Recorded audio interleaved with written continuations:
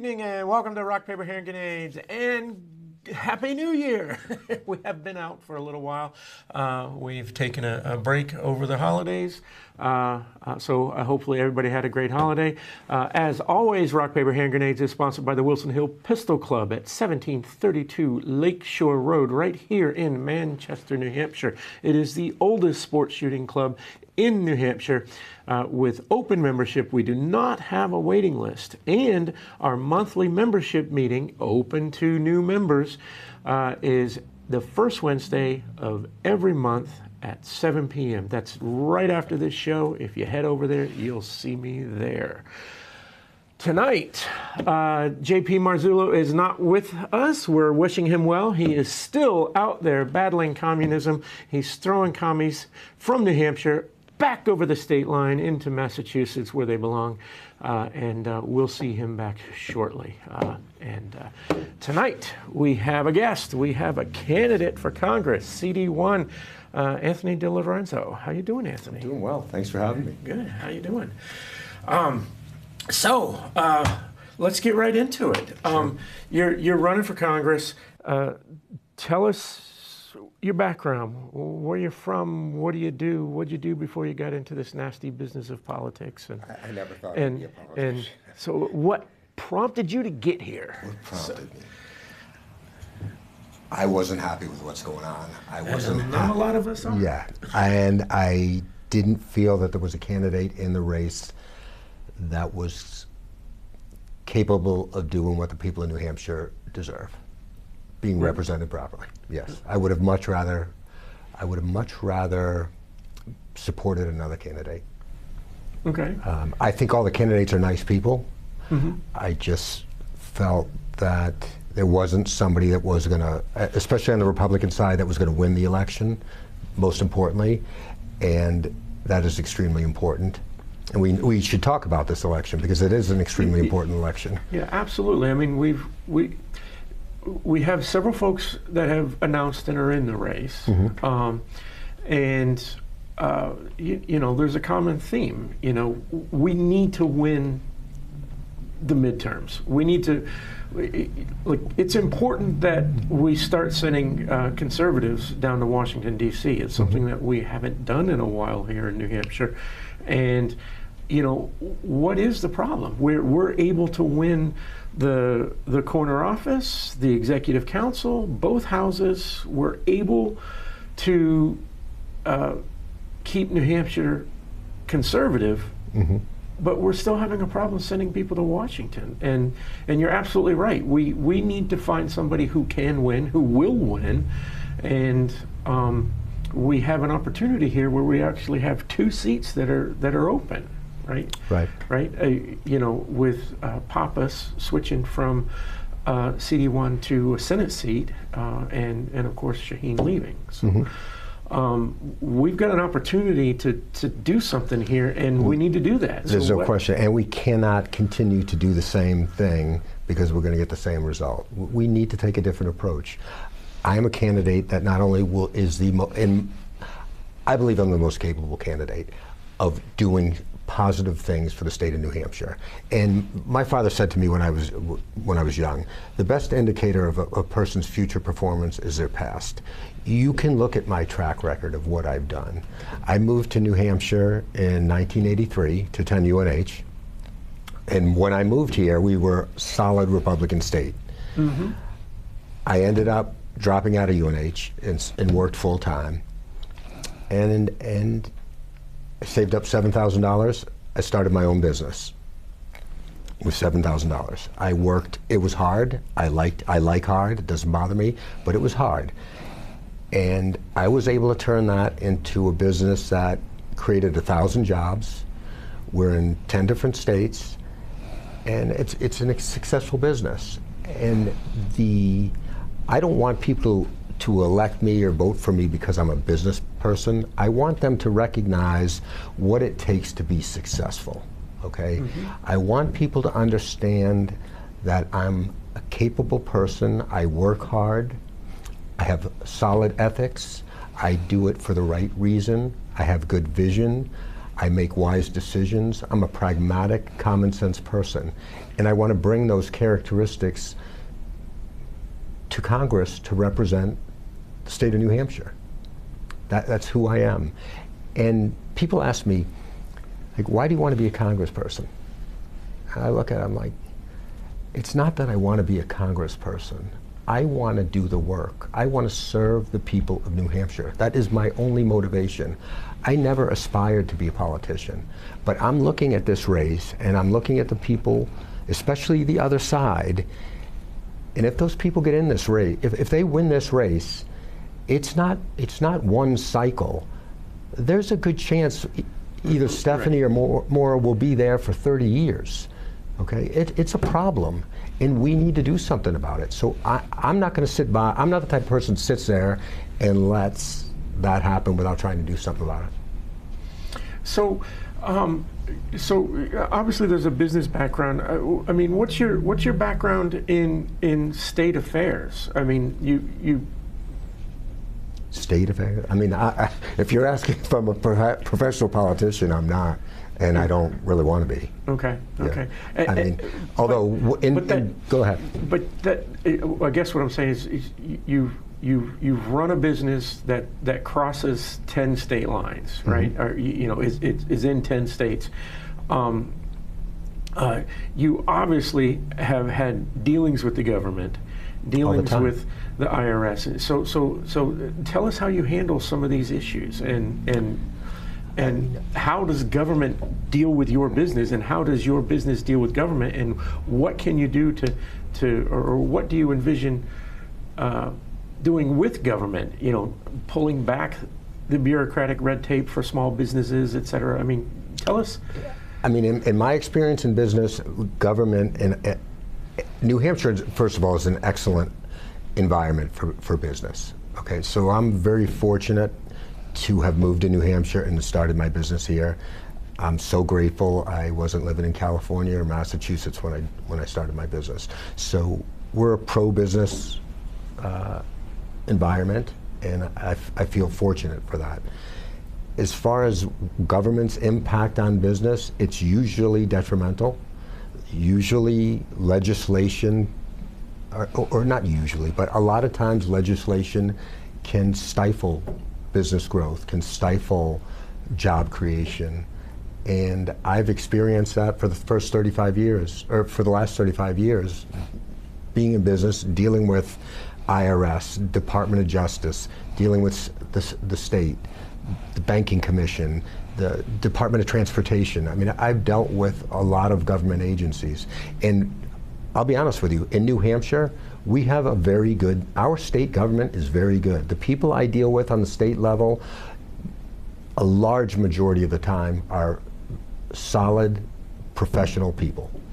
And I'm grateful for that, and we're fortunate to have that type of government. And what type of business are you running? So I'm in the automobile business. I'm also a real estate developer.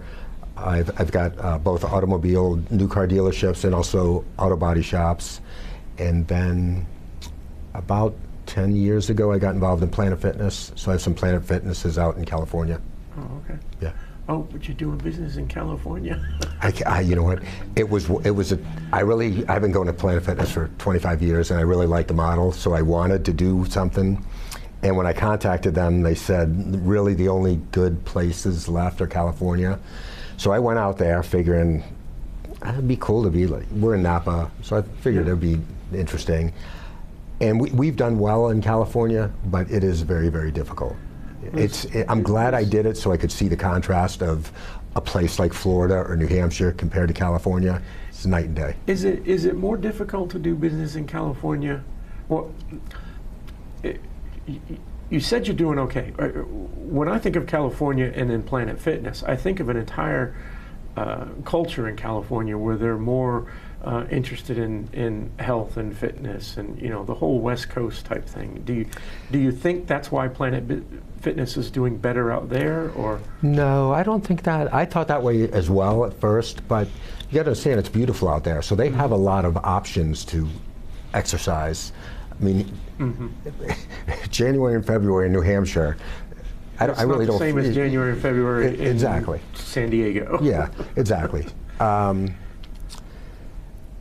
The economy is decent in California. There's a lot of people, obviously. The government is a huge problem in California, and Well, Gavin Newsom's been creating policies that are forcing business people to leave California. Yeah. How does that affect you?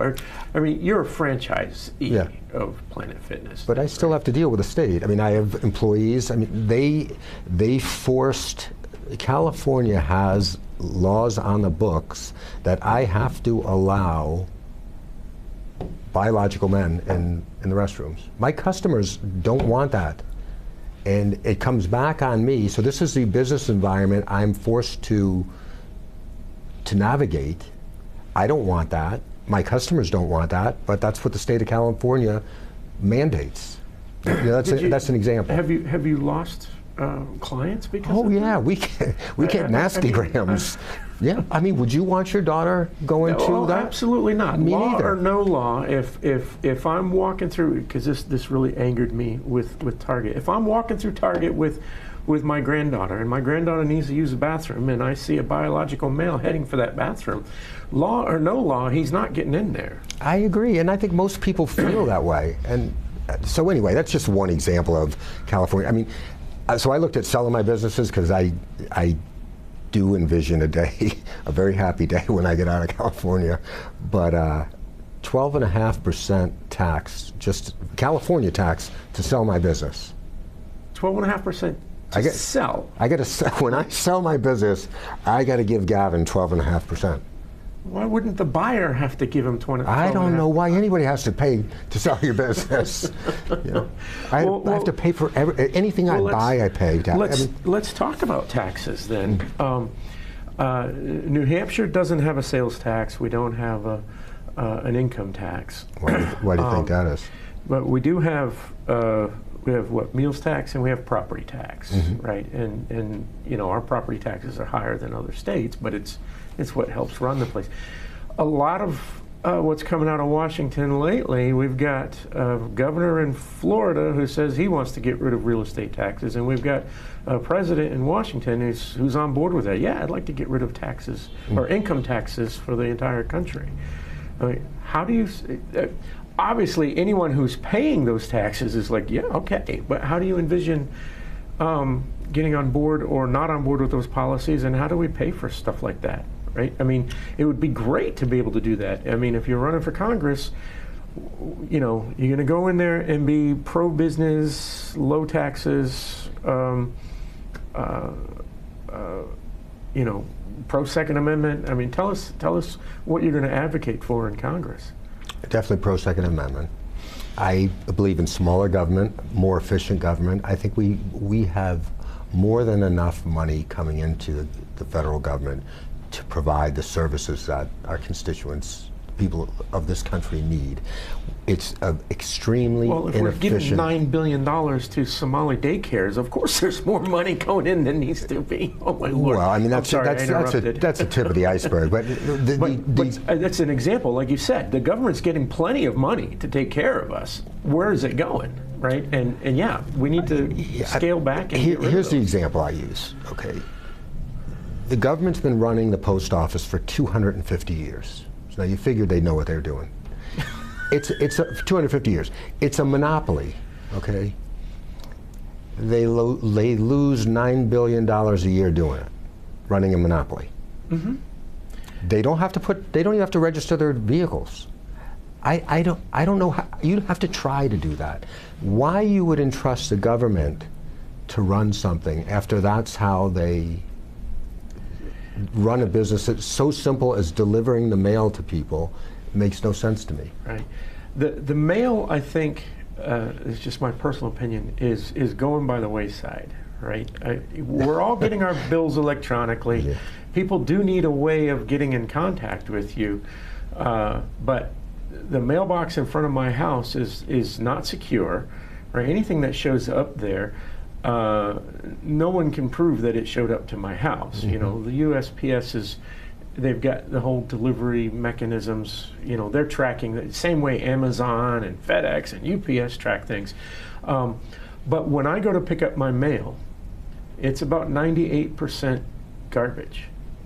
Yep, And I agree. I hate to say it, but the United States Post Office is basically the garbage delivery man at my house. Oh, I mean, if you're an environmentalist, I don't know how you are not out picketing the post office.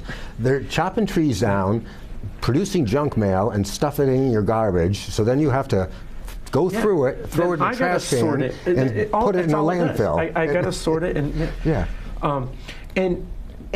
And the liberals threw a fit, and they've been throwing a fit over the post office for as long as I remember, because I remember during the Reagan administration, when Reagan took office in 1981, the first thing he did, the very first thing he did, he said, I'm not appointing a secretary of the post office to my cabinet.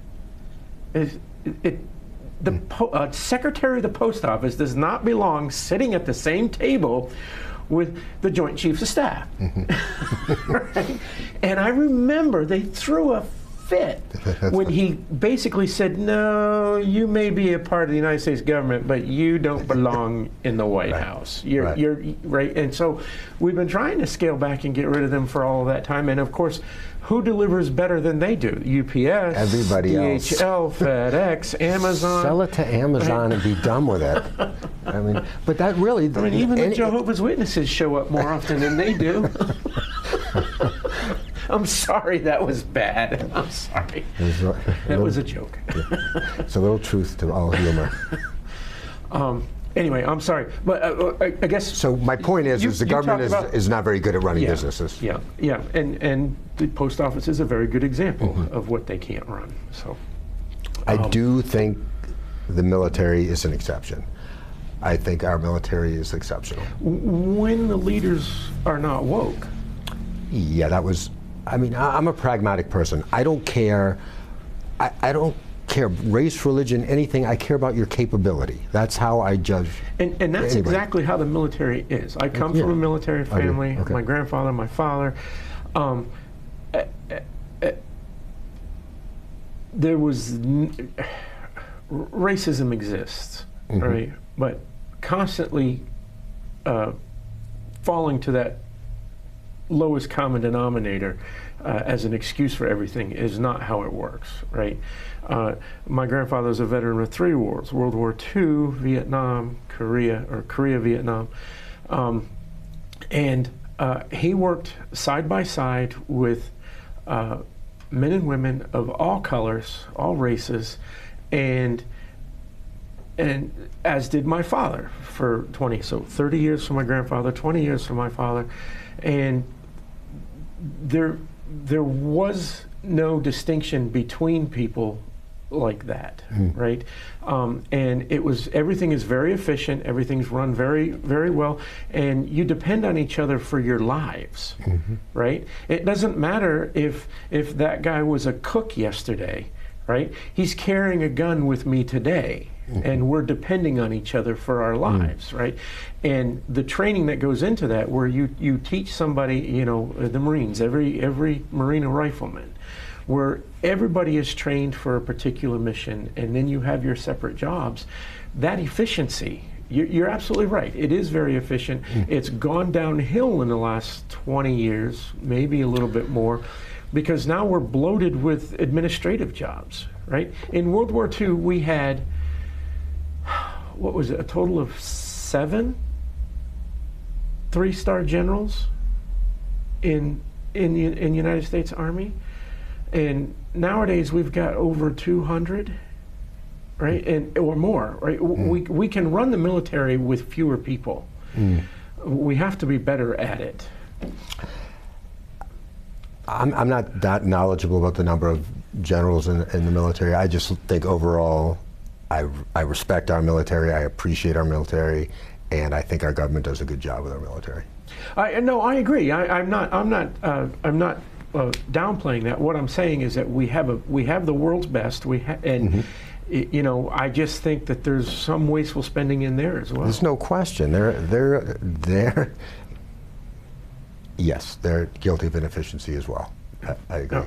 But I got to tell you, my grandfather was one of 11. He came from a pretty poor family. And so at age 16, he lied about his age and enlisted in the Army. And he was in there for almost 30 years, yeah. World War II, yeah. You can't do that anymore. Now they would figure that out. I always wondered about that with folks lying about their age in order to join the Army, the Navy, or whatnot. My grandfather was 17, but I don't think he lied about his age. I think they let him in. Oh, really? Okay. Yeah.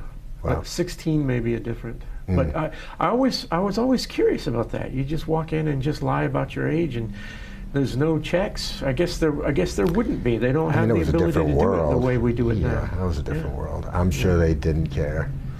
Yeah. What do you think of the no inspection rule that's about to go into place? As someone in the automotive business, it concerns me from a consumer protection standpoint. I mean, a state inspection is a fairly simple inspection. They're looking at tires, brakes, exhaust, your lights to make sure that your blinkers and headlights and all that work, and no sharp edges on the body of your vehicle. I mean, it's pretty straightforward safety stuff. I've been in the industry for a long time. In fact, I used to be what's called a wholesaler, which I'd buy the cars from dealers that they didn't want, like low-end cars. That's how I started. And I've driven some scary cars. I've been driving down the road and hit the brakes and nothing happened. So it concerns me that the consumer is going to be allowed to not only purchase that vehicle, but drive it down the road. From a safety perspective. Are they going to be allowed to purchase it? I No, thought you're allowed that to, dealers were still going to have to certify that the vehicle is roadworthy. You can buy as is in New Hampshire.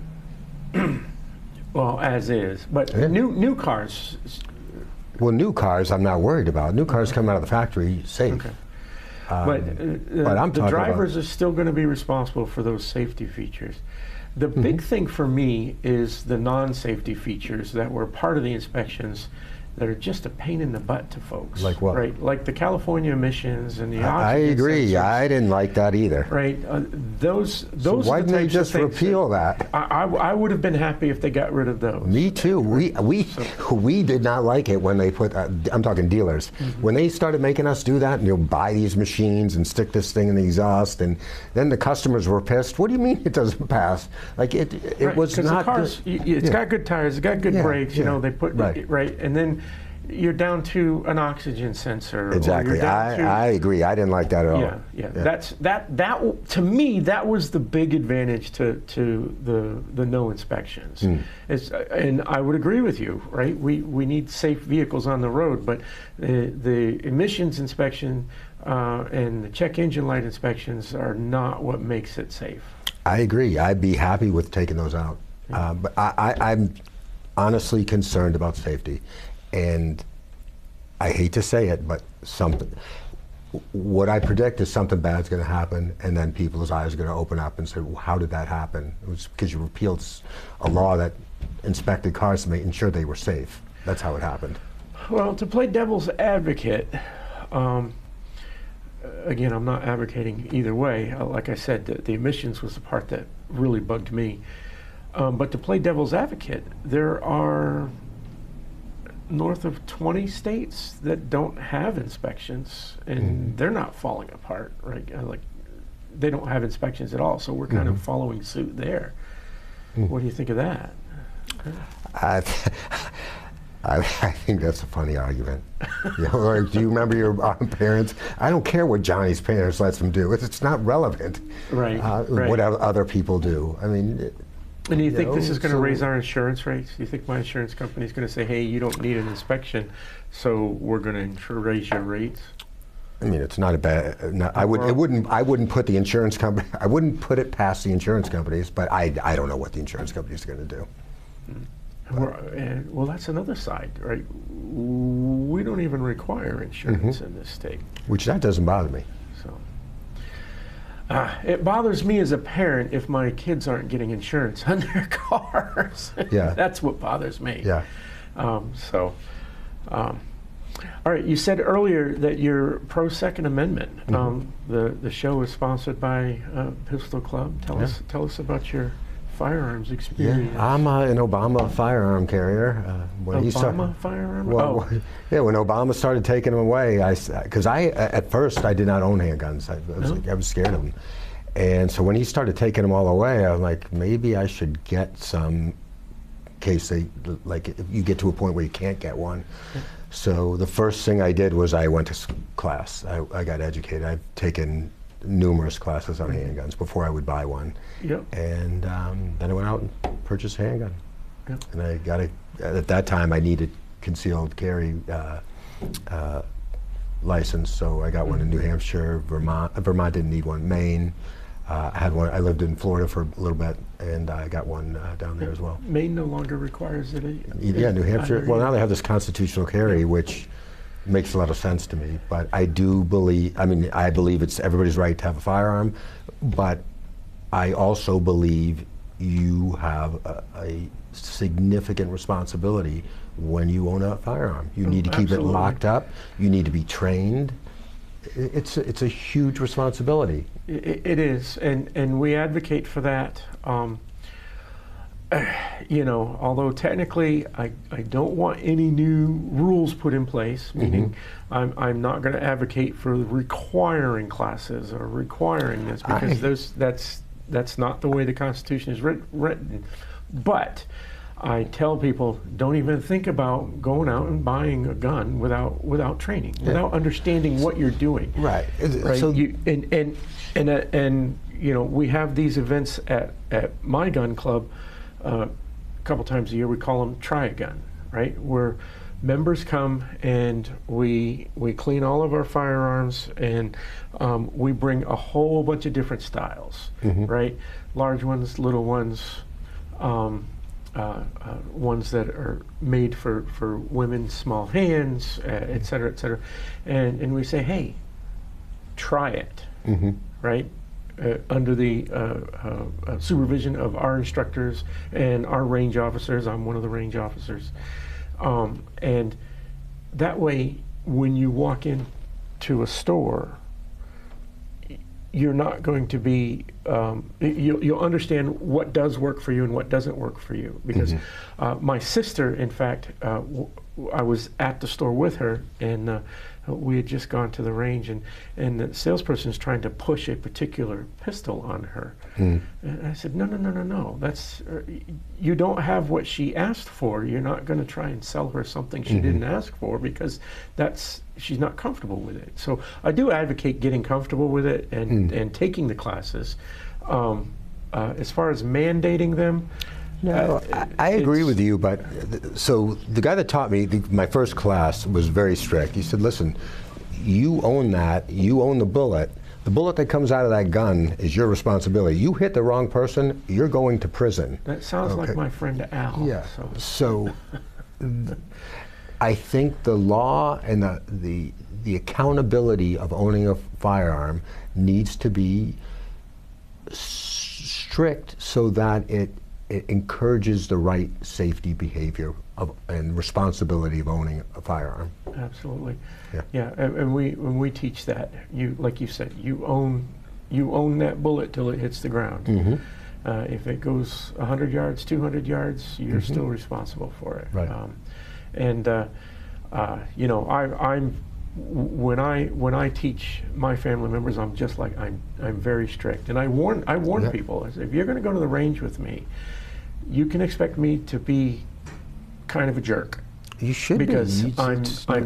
And I warned my wife about it, and we still got into an argument. I'm like, I was like, it doesn't matter.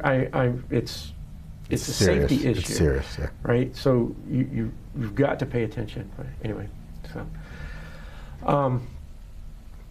speaking of firearms, we've been advocating for a while, and one of the GOP reps from another state, I don't remember which state, has recently introduced, or is promising to introduce this year, national reciprocation, where you have a pistol license in one state, like New Hampshire pistol license, you should be able to cross state lines without becoming a felon. How do you feel about that? In concept, I like the idea. I mean, I like to carry, and so I live in Portsmouth. If I'm going to Salem and I have to drive through Massachusetts, I cannot have a firearm on me. And I don't think that's right. I mean, I carry one for protection, and it's my right, and I feel, there's states I will not go to because I'm not allowed to carry a firearm. You know? Agreed. I mean, I don't want to walk through Same. LA. Would you walk through LA without a firearm? It doesn't give me the warm and fuzzies. I've been to LA without a firearm, and I wasn't pleased about it. Yeah, I mean, I've been a lot of places without a firearm, and it's unsettling for me. I just want to be able to protect myself. Yep. You know, and I'll never forget Bloomberg standing in New York City, surrounded by 6 bodyguards, telling people they don't need firearms. Well, yeah, if I had 6 bodyguards, I wouldn't carry either. I'd feel perfectly fine. Never mind that, he was probably wearing armor under his shirt too. So, yeah, you hit on the perfect example, because it's actually happened to me, where we are the live free or die state. So we can pretty much do what we want. We're free within our state. And one of those freedoms that I have in New Hampshire is I can ride my motorcycle without a helmet, right? So can I. Now, is it stupid? Could be. It is. Right? I do it, and But it is stupid. As a rider, you'll probably agree with me. Riding without your helmet on a very hot day is like crack. Like, I mean, it just feels fabulous. That's why we do it, right? Because wearing that helmet is stuffy and claustrophobic. I do. Yeah. As someone who will occasionally ride without a helmet, I've been down at Hampton and crossed the line over into Massachusetts, because there's a little loop there where you can be in Massachusetts for about 1.5 miles before you get back into New Hampshire. And I cross over accidentally without my helmet. Now Massachusetts has a reason to pull me over, right? I accidentally broke the law in Massachusetts. Well, I immediately turned around and went back. But they now have a reason to pull me over. At the same time, I'm wearing a firearm. Yeah, that's a problem. All right. This is mandatory jail, right? Right. In Massachusetts, yeah. So it was 100% unintentional. I'm an accidental felon, right? Now, if I get prosecuted, I'm a felon for the rest of my life. I can't even own firearms back in the live free or die state. And I didn't really do anything wrong. So that's my argument for national reciprocation. If I have a driver's license in New Hampshire and I'm 16 years old, I can drive to any state in the country because it's a privilege that's recognized all over the country, but it's a privilege. It's not a right. Me carrying my firearm on my hip is a right granted to me. Well, no, it's granted to me by God, but the Constitution prevents the government from taking that right away from me. And I think a lot of people don't realize that the Constitution does not give you those rights. The Constitution tells the government they cannot take those rights away from you. And so I would implore and hope that you would support national reciprocity. I'm telling you, it makes sense to me, but I would never make a snap judgment on something that important without researching it. Obviously, I would like it, but we haven't seen the full text of the bill, so we don't know exactly what the loopholes and the pitfalls are in it, just like with every bill that we see. Right.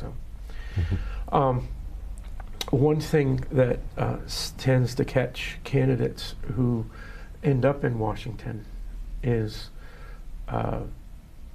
getting sucked into the swamp.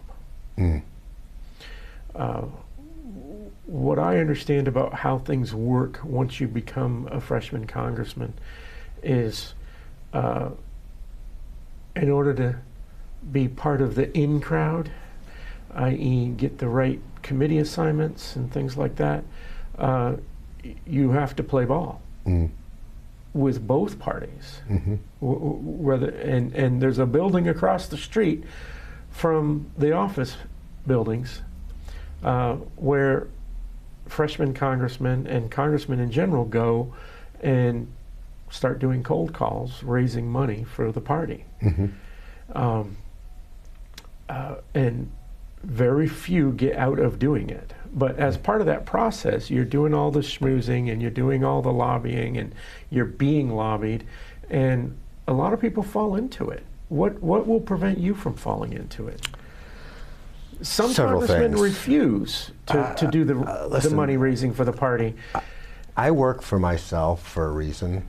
I've worked for myself for a long, long time. I'm not comfortable really taking orders from other people. I will represent the people of New Hampshire, and I'll do what's best for them. I don't need special interest money. I don't need a job. I'm not doing this for myself so I can be a congressperson. I'm doing this to serve the people of New Hampshire. I'm not worried about getting reelected. That's not my agenda. Oh, I need to get reelected. I need to do this. It doesn't interest me. All that interests me is serving the people of New Hampshire. And if I don't get reelected, I'll go back to my wonderful life. I'll be fine. Okay, I mean, I'm all for it, and that's exactly how Trump went at it, right? He doesn't need the money. He doesn't need the job. He donates the money, and I think a lot of people are coming around to wanting folks that aren't career politicians, including myself. Did right? you see? I mean, Ross Perot was kind of the first to venture into it, and nobody bought into it. I know. Nobody I liked him, understood. but yeah. What he had this mentality that he's gonna bid on the job. He's not gonna bid by the hour. He'll bid on the job. He'll hire the people to get it done in half the time under budget, right, and walk away from it. Right, that's business. Whereas government is don't kill the job. You drag it out for as long as possible. It's results versus rhetoric. Right. Is what it is. So I do like that. So speaking of career politicians, what do you think about term limits? We need term limits. We need election reform. It's common sense. Especially around special interest money. How do we get to term limits when a majority of Congress, we have 435 reps and another 100 senators, and then a couple of special folks from places like Puerto Rico, representatives in there that have no voting power. With all of these, a majority of them are career politicians. They're not going to vote themselves out of a job. Listen, how do we get to term limits? The people of this country need to get more involved in politics. If the people of this country demand these things, and term limits and election reform are in the best interest of the people of this country, it will get done. But the people have to take some responsibility for this. And how are we going to get people to take responsibility when all they're seeing is the propaganda from The View and CNN? It's a difficult task. I mean, my father, again, told me people always do what's in their best interest. Until the people of this country believe getting involved in politics and ensuring that they elect people that are there for the right reasons, you're going to get more of the same. You're going to get people in politics. I mean, I don't want to start naming names, but it's pretty obvious who they are. They're there for the wrong reasons. So tell us about your campaign. Like, what have you been doing, or what do you plan on doing? Like, how long have you been a declared candidate? October 15th I declared. Okay. Gave my first public speech sometime in October, my whole life. So it's totally out of my comfort zone. Did you have a script, or did you go full Trump? Back then, back then I had to write it down, and I spent hours. I woke up every morning at 5 a.m., watched the sunrise, cup of coffee, and did my script. And I've started to learn that you just need to speak from your heart, be genuine, talk about what's on your mind. It's not going to come out, for me anyway, like I'm the most articulate person in the world, but it's going to come out real. And that's what I think resonates with people. People want, the voters want real people to represent them. They don't want Gavin Newsom to, I don't think they want Gavin Newsom, you know. And what do you think about, I agree, a lot of people don't want Gavin Newsom, and a lot of California doesn't want Gavin Newsom. I mean, California was a solid red state at one point as well. You know, they had a governor named Ronald Reagan before he became president. And he was a very good governor, and they were a very prosperous state. And what do you think? You mentioned election reform, but what do you think about the last couple of cycles with, you know, all of the accusations of fraud?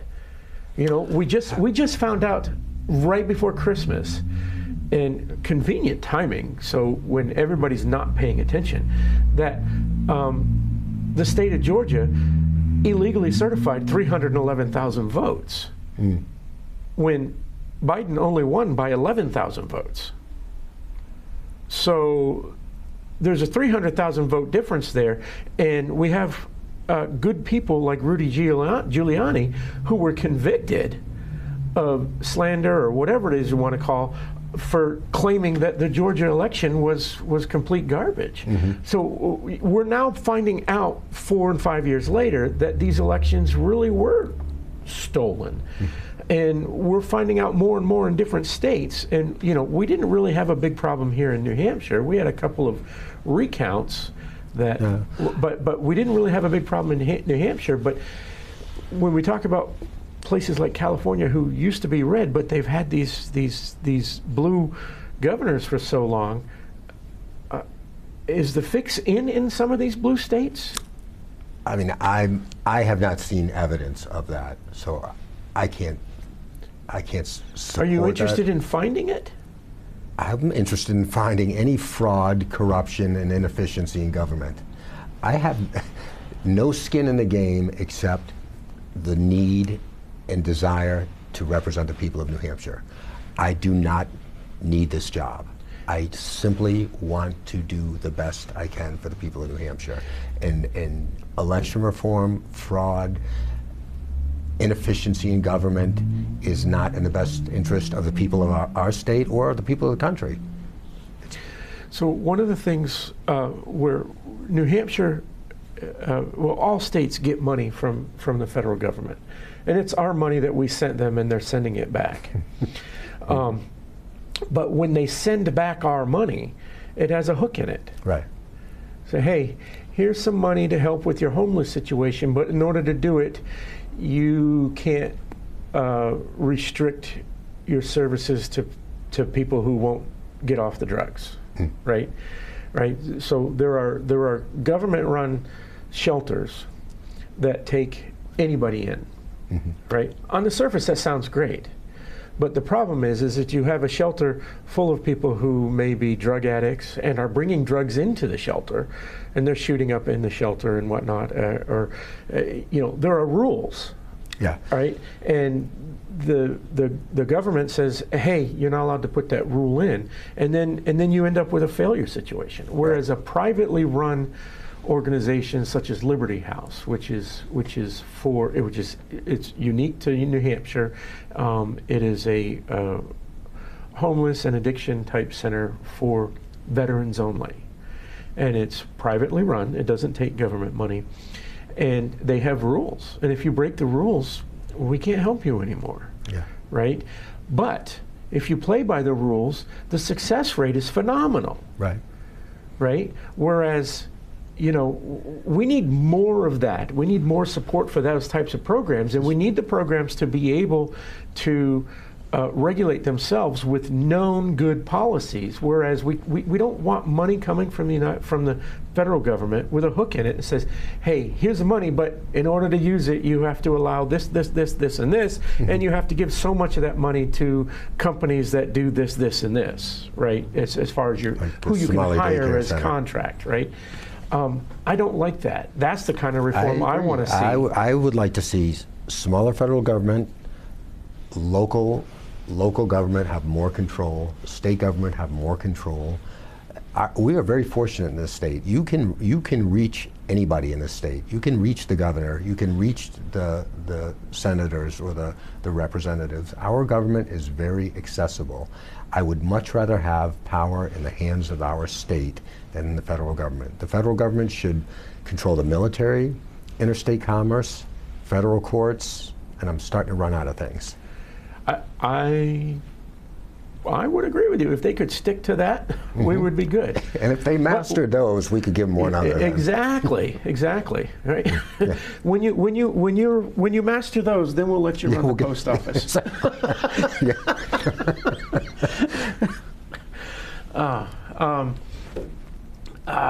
Let's see.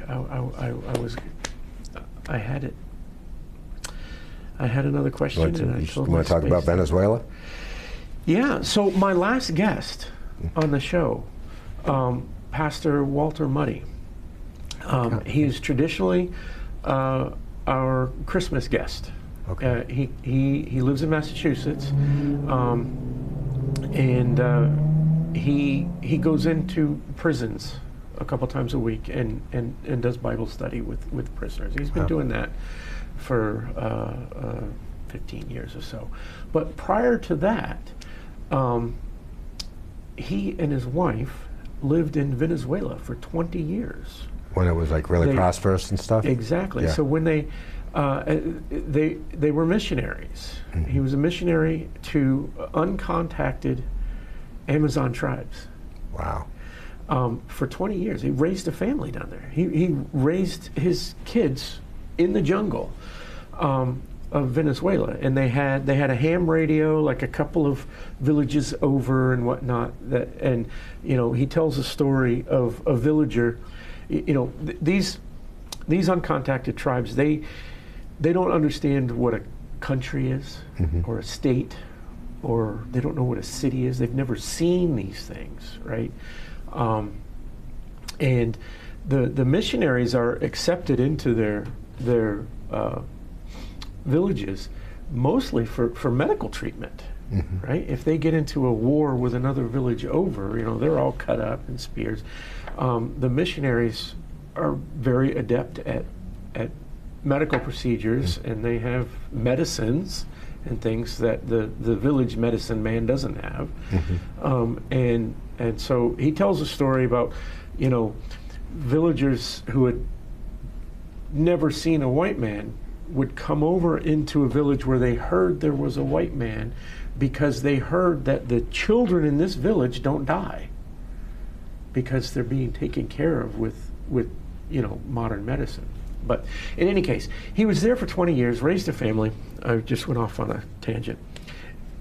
Hugo Chavez comes into power, and all of a sudden, they're not a prosperous nation anymore. Well, they were at the beginning, but Hugo starts implementing all of these policies and claiming that the missionaries in the country were CIA spies.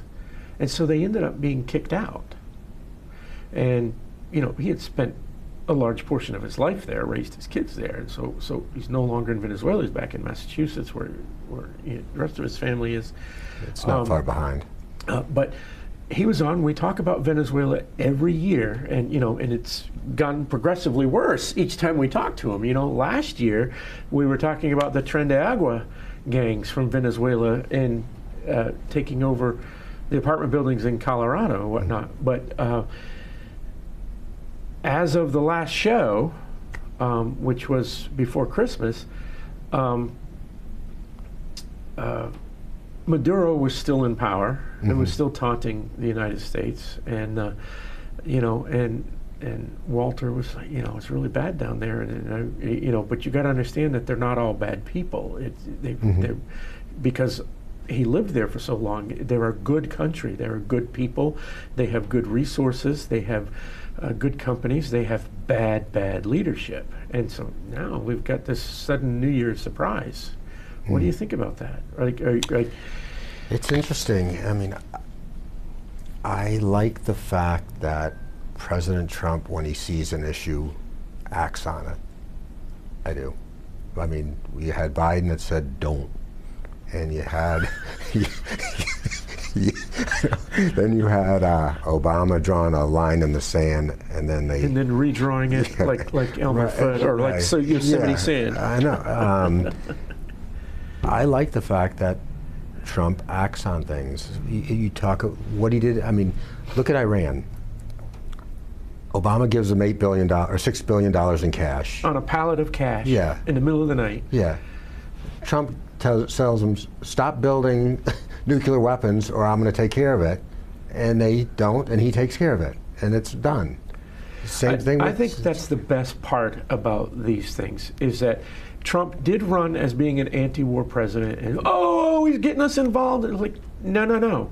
Where are we involved? They were in Iran for a half an hour, and then they were out, and we've never been back. And we were in Venezuela fixed. for 3.5 hours. Right. And that operation is impressive. It was. How they could go in there, extract the president or dictator, because he really wasn't elected. Maybe there were some CIA missionaries down there. Must have been. Maybe you'll have to get a follow-up with your pastor buddy. But no, that was impressive. You know, it was impressive. They were just in and out. Because it reminds me of Jimmy Carter when he tried to do that mission, and the helicopter broke down, and that was a total failure. Yeah, there was so many mishaps there. But yeah, that was impressive. Yeah. So I'm a little nervous. I don't want to see boots on the ground in Venezuela, but I would like to see. I don't think we're going to see. I don't think we will either, but I would be against boots on the ground. Based on what we've seen in the streets, I think, and the vice president saying, "Yeah, we'll cooperate," right? And then you had the liberal media saying just the opposite. But the vice president, I can't remember what her name is, but she says we're going to cooperate. Yeah, and there's been no regime change. It's the same people, right. just Maduro's out, but the regime is the same. And we allowed even the illegitimately elected government to continue, right? But now they're saying, okay, we're going to play ball. I think it's because they know. They know. Like I said, people do what's in their best interest. They know what's in their best interest. Yeah. So we have a lot of people saying that it was unlawful, and there was no legal basis for it. Oh, gives us. I mean, listen. We lost in the last 30 years more people to drug overdoses than we've lost in every single war combined. Mm-hmm. Okay?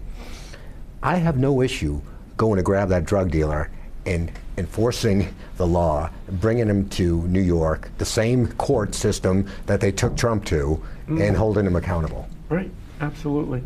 And we've done it before, so there's precedent. I mean, we did it with Noriega.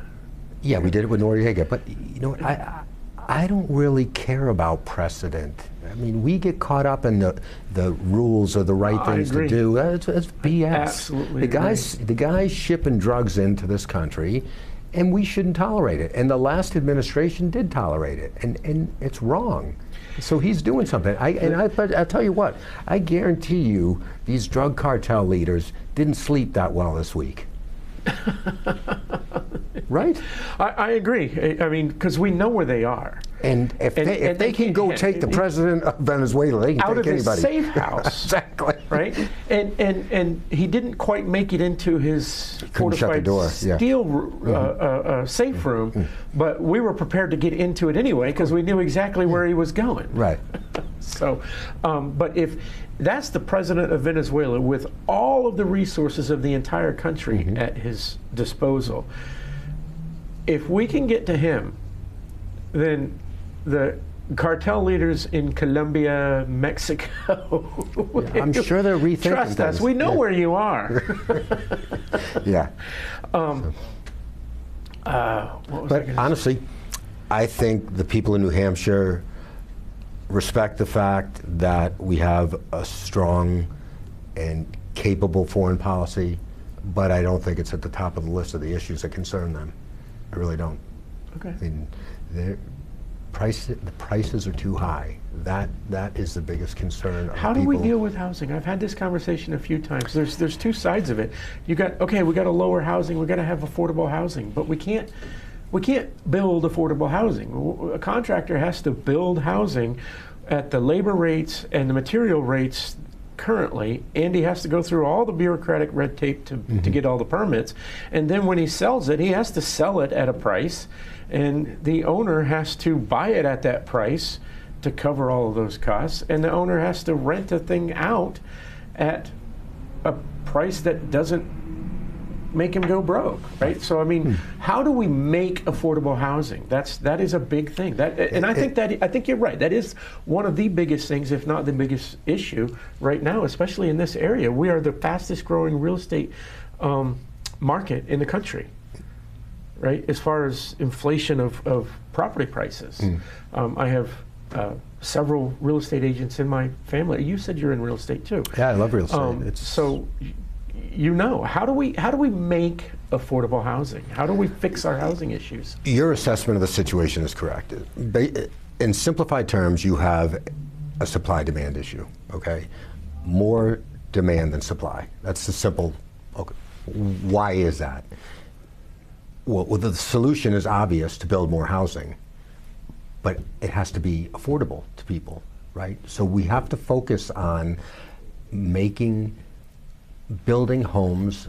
We have to focus on the cost of building homes. That's where we have to focus our energies. And you have to look at the obstacles or the things that increase pricing of homes. Zoning is an issue.